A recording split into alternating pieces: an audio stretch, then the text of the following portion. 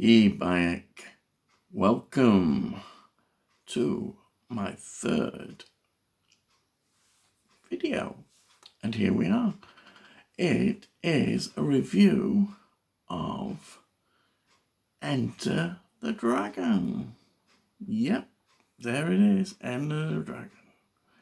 So, just before I go rambling on like I do, don't forget, if you like it, press the like button. If you want to know when these are going to appear, these videos, I'm going to do more reviews, hopefully, then press the subscribe button and you'll be notified. Well, that's what it says anyhow. People tell me these things, so there we are. Anyhow, I do, one of my sort of major interests is films and music, and I thought I'd start by doing a film called Enter the Dragon, 1973, starring the legendary Bruce Lee. Now, when you look at Enter the Dragon, for me personally, it's quite interesting because when this film was released, I was 13 years old. And at school, somehow everybody seemed to be talking about this film. We were kids and we were all saying, how are we going to get in to see this film? And also, the media was full of images of Bruce Lee. And now this is where everybody gets all really shocked on that. There was the martial arts, two almost truncheon-like sticks joined together by a chain, and it was used in these films as like a weapon. And there were calls to ban this, you've got to ban it. Why are we always on about banning things in this country? We ban this, ban that. No, you gotta ban it, man, you gotta ban it. Anyway, so as kids, we were really interested in that. And I remember this quite clearly, at school, they were actually like official warnings. We don't want anybody bringing any one of them in. Nope, dangerous things. And I suppose, fair enough, they are pretty lethal things. And but anything that is forbidden is normally, well, hey, it's forbidden. We want to be involved with it. So that's what happened. Anyhow, this film, Enter the Dragon, everybody knew about it. But then we were shocked to find that the star of it, Bruce Lee, was dead. Yes. He'd actually died 3.5 weeks, 20th of July, 1973. And the film hadn't been released. It premiered 3.5 weeks later. And so you had a film which the lead star was not there to promote. He was dead. And yet, everywhere you went, his image was everywhere, that famous image. And it became a cultural thing, really, because you learnt more and more as time went on about Bruce Lee. And yet, as kids, we desperately wanted to see it. And we couldn't. And there were another 3 films before this, which were made in Hong Kong at the Chinese market. And then this was the massive breakthrough film between Hollywood and the Chinese, Hong Kong. And it was a massive film.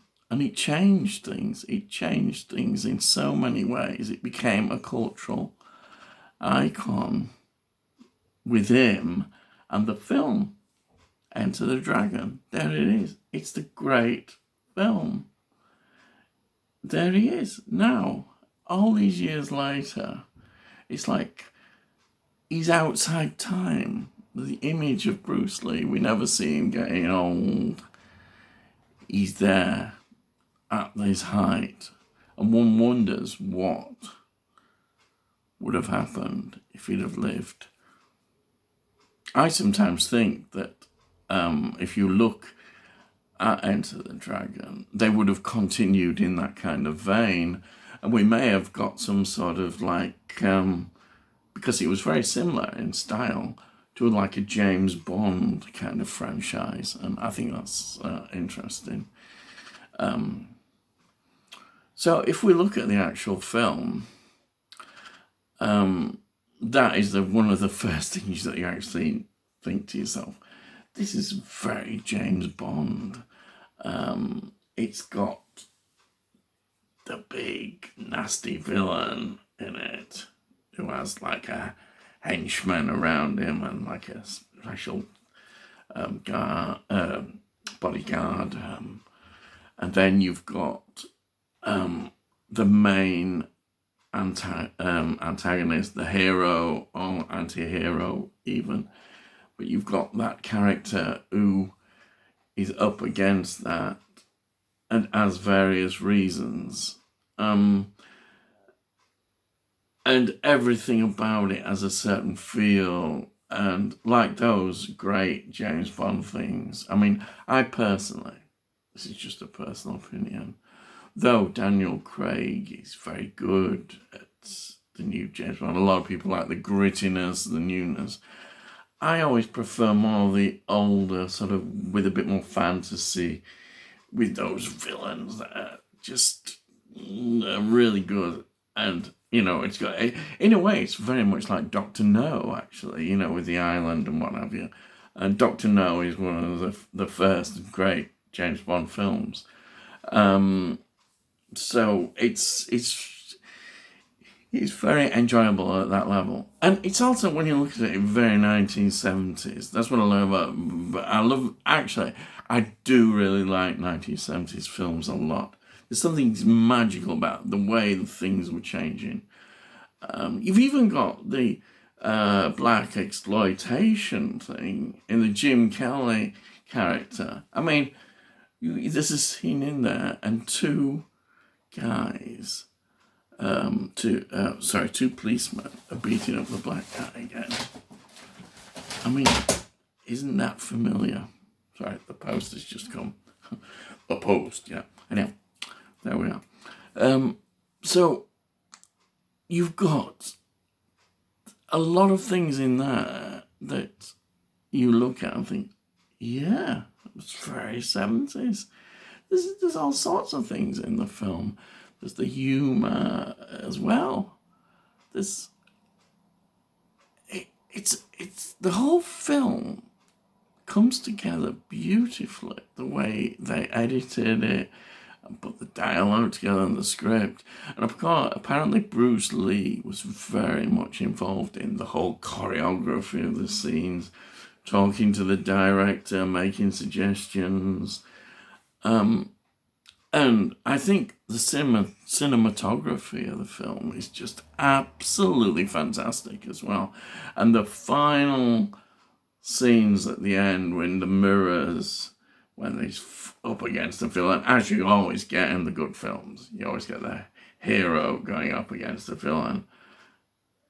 It's wonderful. It just, the way it is put together is just fantastic. It really is fantastic.